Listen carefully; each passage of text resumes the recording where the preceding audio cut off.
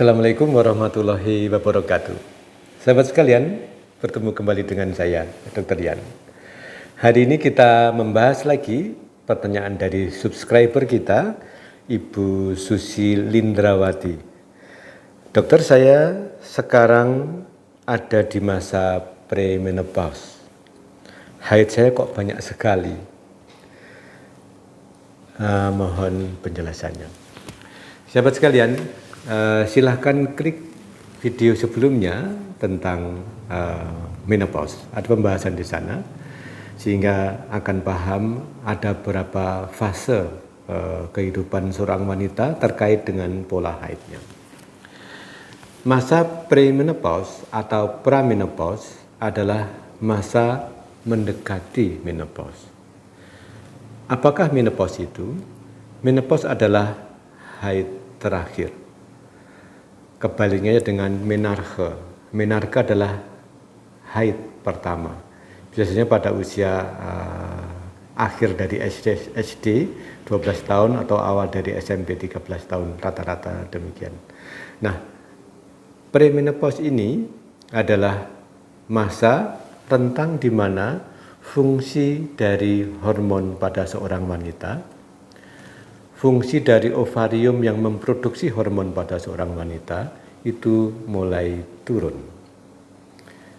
Nah, ketika produksi hormon terutama adalah estrogen mulai turun, maka akan timbul beberapa fisiologi pada seorang wanita, terjadi perubahan beberapa hal, khususnya adalah pola haid.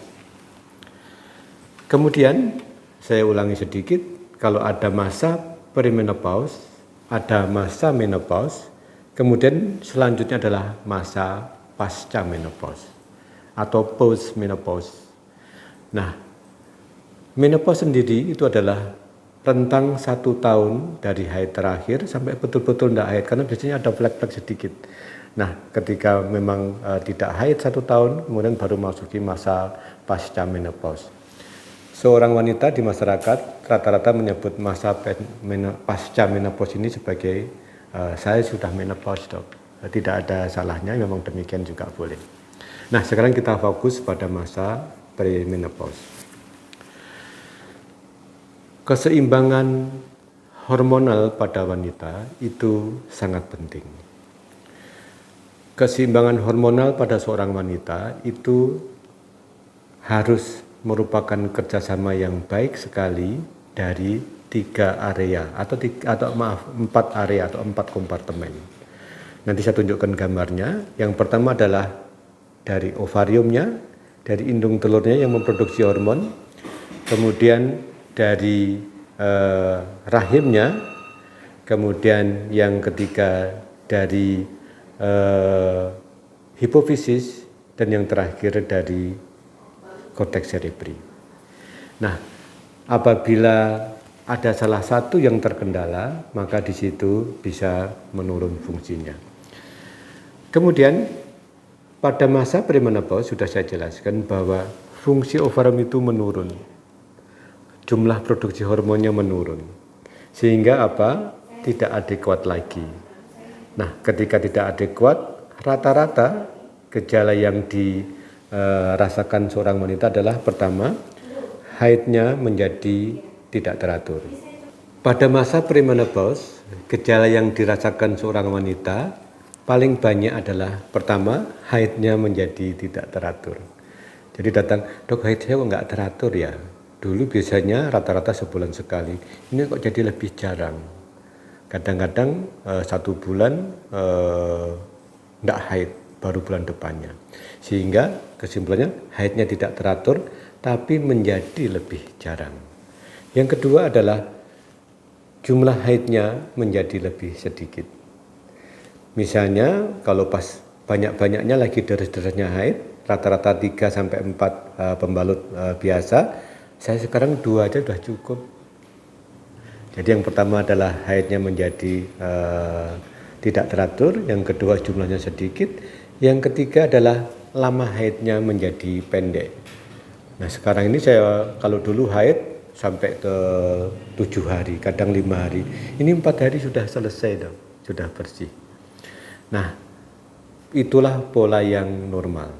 Artinya ketika masuki masa menopause, haidnya menjadi tidak teratur, jumlahnya menjadi lebih sedikit, dan lamanya haid menjadi lebih pendek juga. Nah, kalau seperti ini seseorang pasti ya sudah, kita tunggu aja proses alami, tidak harus diobati menjadi teratur kembali dan sebagainya, kecuali ada keluhan. Kalau seorang wanita saya nggak nyaman dok, haid jarang-jarang, saya pengen rutin lagi, ya nggak apa-apa, kita bisa atur untuk menjadi haidnya yang siklik kembali. Tapi kalau dengan pola yang alami tersebut tidak ada keluhan, kita hanya memberikan penjelasan biar pasien paham dan kita tidak melakukan tindakan. Kembali ke pertanyaan awal, ketika masuki masa premenopause tapi haidnya kok bertambah banyak, jadi bagaimana? Sehingga kalau memasuki masa premenopause kemudian haidnya bertambah banyak, ini memang keluar dari rata-rata atau keluar dari pola yang ideal, sehingga harus diperiksa kenapa demikian. Nah, sebaiknya memang konsultasi dengan dokter ahli kandungan. Salah satu yang dicermati adalah apakah terjadi penebalan yang berlebihan dari endometrium. Endometrium adalah lapisan dari dinding rahim yang luruh menjadi darah men. Nah, dari itu bisa kelihatan apakah mungkin juga ada masalah lain, mungkin ada sesuatu, tapi yang terutama adalah itu. Dan untuk mengecek itu sebaiknya adalah menggunakan USG transabdominal dari dinding perut, tapi dilanjutkan dengan USG yang transvaginal, melalui vagina. Dari ketebalan tersebut kemudian dinilai lagi apakah ketebalan endometrium itu melebihi standar dan apakah reguler atau irreguler, tepinya itu rata atau tidak. Dari situ nanti kita tentukan apakah hanya memerlukan pengobatan dengan hormonal atau harus dilakukan kuretase untuk mendiagnosis atau mengumpulkan data lebih baik sehingga manajemennya lebih tepat. Jadi demikian sahabat, deskripsi singkat hari ini semoga memberikan pemahaman yang lebih baik. Di akhir sesi saya sisipkan sebuah lagu cover dari gitaris kita yang luar biasa, Alip Ba Ta, yang mengcover lagu Kin dengan judul Everybody Changing. Terima kasih, demikian, take care, stay healthy, see you tomorrow.